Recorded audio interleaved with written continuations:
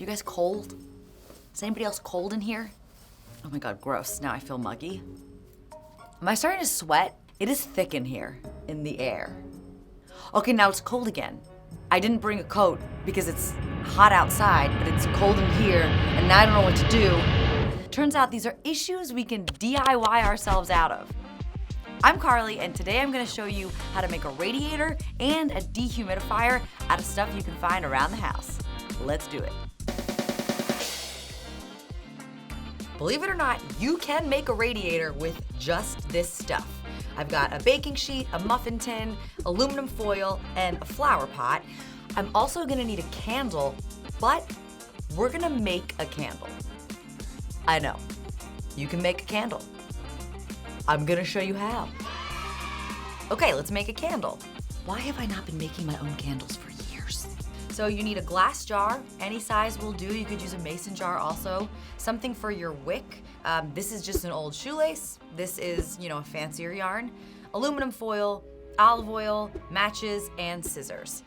Let's get started. First, we're gonna pour the olive oil in. Now, you could use vegetable oil or sunflower oil, but the olive oil is a particularly safe choice because if the flame hits it, it'll go out right away.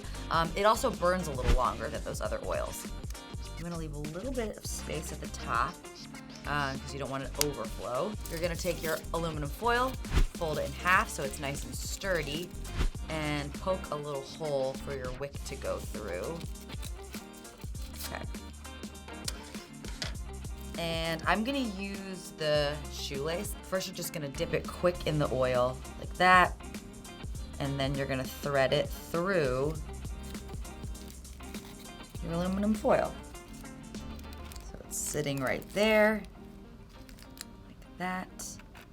Okay, let's light this candle. And remember, when you're working with an open flame, just be mindful of your surroundings and keep an eye on the situation.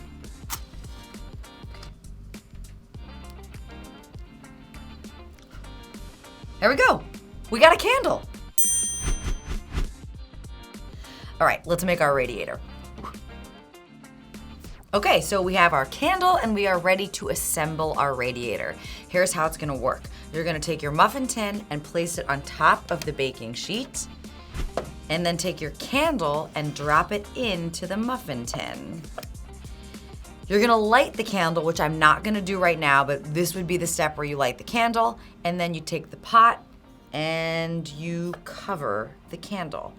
If your pot has a hole at the top, which this one doesn't, you could cover the hole with some tin foil just to trap the heat in.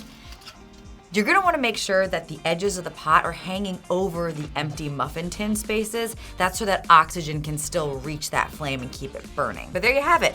A homemade emergency radiator in just a couple steps. This'll do you right. This'll do you warm.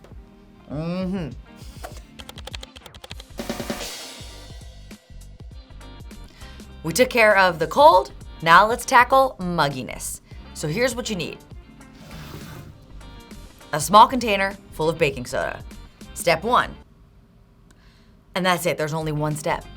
This is the dehumidifier. Over time, it's gonna start to clump up because it's taking the humidity out of the air. This is gonna work best in a small space because it's so small, so you might wanna get a couple and kind of spread them around. Also, added bonus, the baking soda will reduce odors in the air. So if that mugginess is coming with a side order of a funky smell, the baking soda will take care of it. That's it. One-step dehumidifier, baby. Well, people of the universe, there you have it.